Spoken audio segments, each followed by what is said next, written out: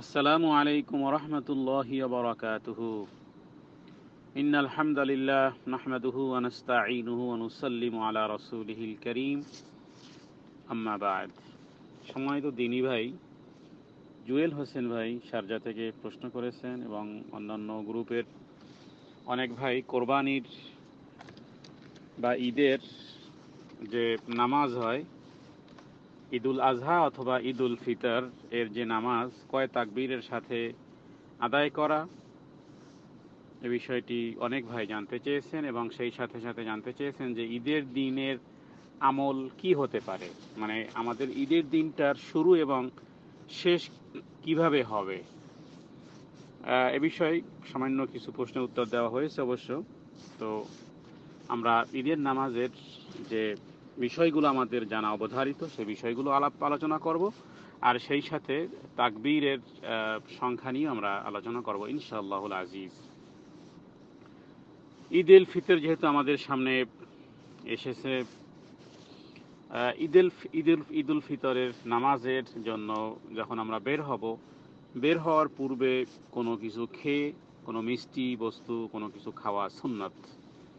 হযরতে আনাস ইবনে মালিক থেকে বর্ণনা করা হয়েছে যে রাসূলুল্লাহ সাল্লাল্লাহু আলাইহি ওয়াসাল্লাম ঈদ উল ফিতরের দিন খেজুর খাওয়া ব্যতীত নবীজি ঈদগাহে যেতেন না।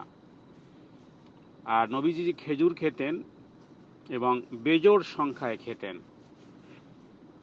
ইয়াকুলু তামারাত ওয়া ইয়াকুলুহুন্না উইতরান। বিতর শব্দের অর্থ হলো বেজোড়, তার মানে নবীজি বেজোড় সংখ্যায় খেজুর খেয়ে ঈদ উল ফিতর নামাজের জন্য বের হতেন, বুখারী শরীফের হাদিস।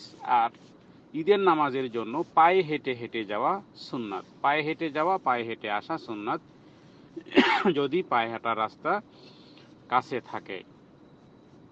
এবং হযরত আলী রাদিয়াল্লাহু তাআলা আনহু তিনি বলেছেন যে ঈদগাহে মূলত হেঁটে হেঁটে যাওয়াই সুন্নাত।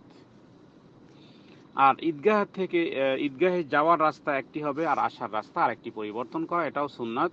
কারণ সহিহ বুখারীতে হাদিস এসেছে রাসূলুল্লাহ সাল্লাল্লাহু আলাইহি ওয়াসাল্লাম তিনি ঈদগাহে যে রাস্তা দিয়ে যেতেন তিনি রাস্তা পরিবর্তন করে আসতেন। ইযা কানা ইয়াউমা ঈদি খালিফুত তারিক, অন্য রাস্তা দিয়ে আসতেন। ঈদের নামাজ মূলত খোলা মাঠে পড়া সওয়াব বেশি, সুন্নাত।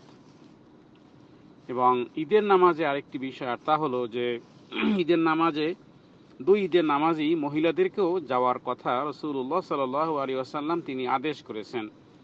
ঈদগাহে মহিলাদেরকে যেতে দেওয়া হয় না পর্দাপশিদার নাম করে, তবে অবশ্যই তাদের আলাদা পর্দার সাথে আলাদা জায়গা করে রাখা উচিত। কারণ রাসূলুল্লাহ সাল্লাল্লাহু আলাইহি সাল্লামের সময়কালে বুখারী এবং মুসলিমের হাদিস এসেছে, হযরতে উম্মে আতিয়া তিনি বলেছেন যে নবীজি আমাদেরকে আদেশ করেছেন কি আন্নাখরুজাল, আমাদেরকে বের করে, মানে আমাদেরকে আদেশ করেছেন যে আমরা দুই ঈদের নামাজ যেন আমরা পর্দার আড়ালে আমরা ঈদগাহে গিয়ে আদায় করি,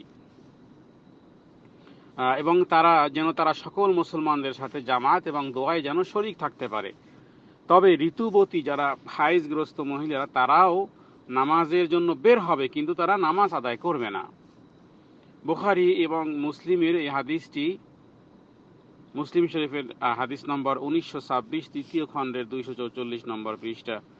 এক্ষেত্রে কোনোই অবকাশ নাই এই বুখারী মুসলিমের হাদিসকে ডিঙ্গিয়ে অন্য কোনো মতামত প্রকাশ করা, যেখানে উম্মে আতিয়া তিনি বলেছেন রাসূলুল্লাহ সাল্লাল্লাহু আলাইহি ওয়াসাল্লাম আমাদেরকে আদেশ দিয়েছেন যে আমরা দুই ঈদের নামাজগুলো ঋতুবতী এবং পর্দার আড়ালের মহিলাদেরকে ঈদগাহে নিয়ে আসি এবং তারা যেন সকল মুসলমানদের সাথে এখানে শরীক হন। তো এই কারণে মহিলাদের বিষয়টি যদি সম্ভব হয় তাহলে তাদেরকে ঈদগাহে নিয়ে যেতে হবে পর্দার সাথে। আচ্ছা, ঈদের নামাজ যেটি পড়া হয়, প্রথমে নামাজ পড়া হয়, পরে এরপরে খুতবা দেওয়া, এটাই মূলত সুন্নাত। দুই ঈদের নামাজ। এবার তাকবীরের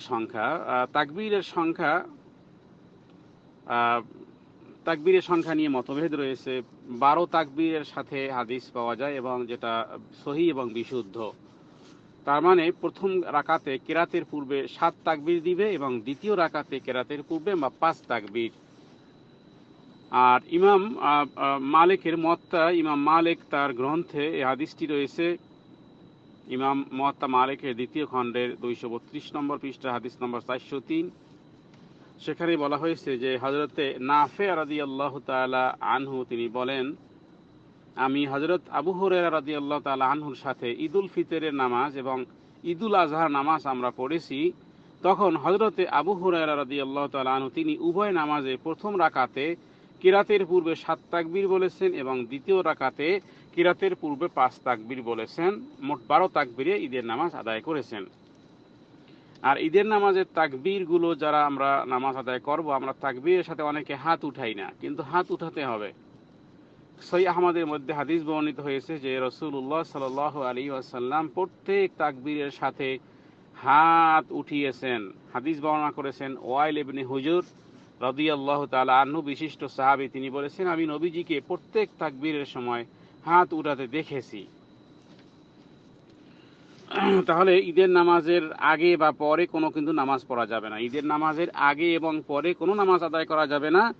ঈদগাহে যাবেন, শুধুমাত্র ইমামের সাথে দুই রাকাত নামাজ আদায় করবেন এই 12 তাকবীরের সাথে। অথবা ইমাম সাহেব যদি কম বেশি করেন তাহলে মূলত আসলে বুখারী এবং মুসলিমের তাকবীরের সংখ্যার ব্যাপারে কোনো বিশুদ্ধ হাদিস পাওয়া যায় না। বুখারী এবং মুসলিমের মধ্যে কোনো হাদিস নাই তাকবীরের ব্যাপারে। অন্যান্য হাদিস গ্রন্থে সাহাবাদের কিছু আসার বর্ণিত হয়েছে, তার থেকে ইমাম মুয়াত্তা মালিকের গ্রন্থ থেকে একটি হাদিস উল্লেখ করলাম, যেটা হযরতে আবু হুরায়রা রাদিয়াল্লাহু তাআলা আনহু তিনি 12 তাকবীরের সাথে নামাজ আদায় করেছেন, প্রথমে 7 পরে 5। আচ্ছা, ঈদুল ফিতরের নামাজ একটু দেরি করে পড়া ভালো, আর ঈদুল আজহা নামাজ তাড়াতাড়ি পড়া ভালো। আহমদে এবং আবু দাউদে হাদিস এসেছে এই প্রসঙ্গে, বলা হয়েছে যে ঈদুল ফিতরের নামাজ বা ঈদুল আজহার জন্য ঈদগাহে যান এবং ইমামের দেরি করাকে অপছন্দ করেন। তো ঈদুল ফিতরের নামাজ অপেক্ষা ঈদুল আজহার নামাজ তাড়াতাড়ি পড়া সুন্নাত, ঈদুল ফিতরের নামাজ দেরিতে পড়া সুন্নাত। তাহলে বুঝতে পারলাম রমজানের যে ঈদ আসে এটা ঈদুল ফিতর বলা হয়, এই নামাজ একটু দেরিতে পড়া সুন্নাত। আর কোরবানির সময় 2 মাস 10 দিন পরে যে ঈদ আসে ঈদুল আজহার, ওই সময় একটু তাড়াতাড়ি ওই নামাজটা তাড়াতাড়ি পড়া সুন্নাত। আর দেখুন শরীয়তে কত দিকে লক্ষ্য করা হয়েছে। ঈদুল আজহা আমরা কোরবানি করি, সুতরাং কোরবানির ক্ষেত্রে অবশ্যই আমাদের একটু আগে করলে হয় কি, তাহলে কোরবানি পরিসমাপ্তি করে আমরা সুন্দরভাবে অন্য নামাজগুলো আদায় করতে পারি। তো যাই হোক, হাদিসে যেভাবে করে সংক্ষিপ্তভাবেই বলা হয়েছে, ঈদুল ফিতরের নামাজ একটু দেরি করে পড়া সুন্নাত, ঈদুল আজহা নামাজ তাড়াতাড়ি পড়া সুন্নাত। আর ঈদের দিন সূর্য উদয়ের সাথে সাথে হযরত ইবনে ওমর তিনি ঈদগাহে গমন করতেন এবং ঈদগাহের নামাজ মেম্বারে ইমাম বসার আগ পর্যন্ত তাকবীর পাঠ করতেন। মানে সূর্য উদয়ের সাথে সাথে ঘর থেকে বের হতেন হযরত ইবনে ওমর রাদিয়াল্লাহু তাআলা আনহু, এবং ঈদগাহ পর্যন্ত তিনি হাঁটতে হাঁটতে তাকবীর বলতে বলতে যেতেন এবং ঈদগাহে পৌঁছার পরও তাকবীর বলতেন। যখন ইমাম মিম্বরে বসতেন তখন আর তাকবীর দিতেন না।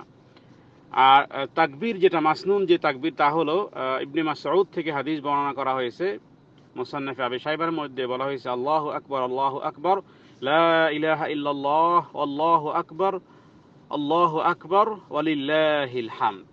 এই হলো এটি মূলত বারবার একাধিকবার পড়া উচিত। তাহলে এর সাথে ভাই প্রশ্ন করেছেন যে মহিলা এবং পুরুষ উভয়ই তো একইভাবে নামাজ আদায় করবে, আর এর সাথে সাথে জানাজার তাকবীর 4 তাকবীর, আপনি জানাজার তাকবীরও জানতে চান। জানাজায় মূলত 4টা তাকবীর, এবং পুরুষ এবং মহিলাদের নামাজের জানাজার নামাজ একই ধরনের। তো এবার আসুন আমরা তাকবীর সম্পর্কে আরো কিছু আলোচনা করি, আর তা হলো যে ঈদের নামাজের মূলত সহিহ হাদিসের আলোকে ঈদের যে অতিরিক্ত যে তাকবীরগুলো বলা হয়, মোট 12 তাকবীরের ব্যাপারে হাদিস বেশি পাওয়া যায়।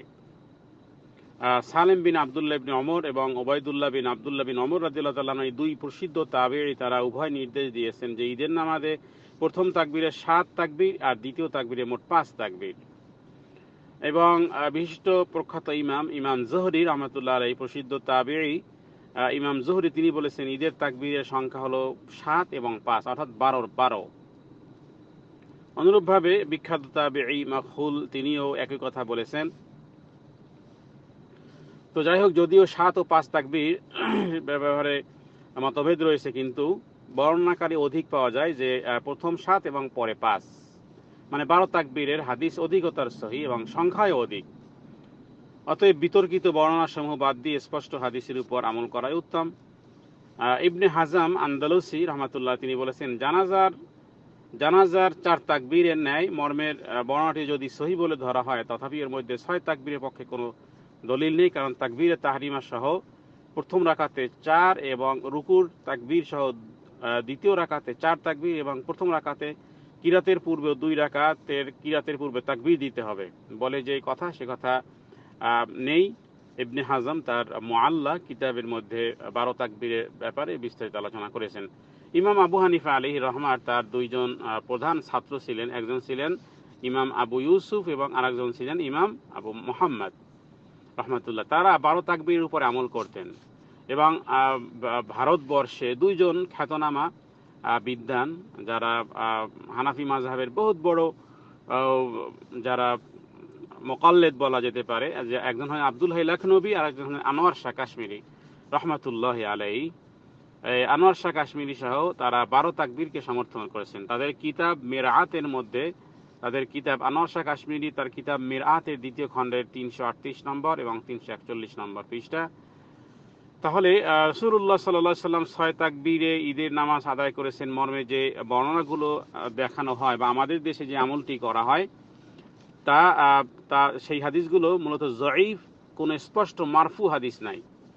জানাজার তাকবীরে নাই 4 তাকবীর বলে মিশকাতে এবং 9 তাকবীর বলে মুসান্নাফে আবি শাইবাতে যে হাদিস এসেছে, সেটিও মূলত ইবনে মাসউদের উক্তি, তিনি এটাকে রাসূলুল্লাহ সাল্লাল্লাহু আলাইহি ওয়াসাল্লামের দিকে সম্মানিত করেননি, তাদের কওল, নবীজির আমল সেটি বলা হয়নি। উল্লেখ্য ইমাম তাহাবি কোন সাহাবী থেকে জানাজার তাকবীরের ন্যায় হাদিস তারা এনেছেন, কিন্তু সে হাদিসগুলোকে জয়ীফ এবং দুর্বল বলা হয়েছে। তো এই ক্ষেত্রে আমরা বলবো যে 12 তাকবীর সাথে যদি আদায় করেন, আরেকটি বিষয় হলো যে যিনি যেখানে নামাজ আদায় করেন এই তাকবীর নিয়ে মতনৈক্য না করে, যে ইমাম সাহেব যতটুকু জানেন, কারণ এই তাকবীরগুলো সুন্নাত, তাহলে যদি এটিকে কেউ 6 তাকবীরের জায়গায় যদি 12 তাকবীর দিয়ে নামাজ আদায় করে, তার নামাজ যেমন শুদ্ধ হবে, আর 12 তাকবীরের জায়গায় কেউ যদি 6 তাকবীর দিয়ে নামাজ আদায় করে, তার নামাজও শুদ্ধ হবে। নামাজে অন্যান্য মাসালার ব্যাপারে আমরা খেয়াল রাখবো, আর এই ব্যাপারে নিয়ে আমরা ইনশাআল্লাহ মতনৈক্য করব না। তবে আসার যেগুলো বর্ণনা করা হয়েছে, অধিক সংখ্যক প্রায় 30টার মতো হাদিস এসেছে 12 তাকবীরের সাথে আদায় করা, আর অন্যান্য হাদিস এসেছে 6 তাকবীরের সাথেও, কিন্তু বেশি উত্তম হলো, বেশি বিশুদ্ধ হলো 12 তাকবীরের সাথে নামাজ আদায় করা। আল্লাহ তাআলা আমাদেরকে এই কথাগুলো বুঝে আমল করা তৌফিক দান করুক। সাল্লাল্লাহু আলা সাইয়্যিদিনা মুহাম্মাদিন নাবিয়্যিল উম্মি ওয়া আলিহি ওয়া সাল্লাম। আসসালামু আলাইকুম ওয়া রাহমাতুল্লাহ।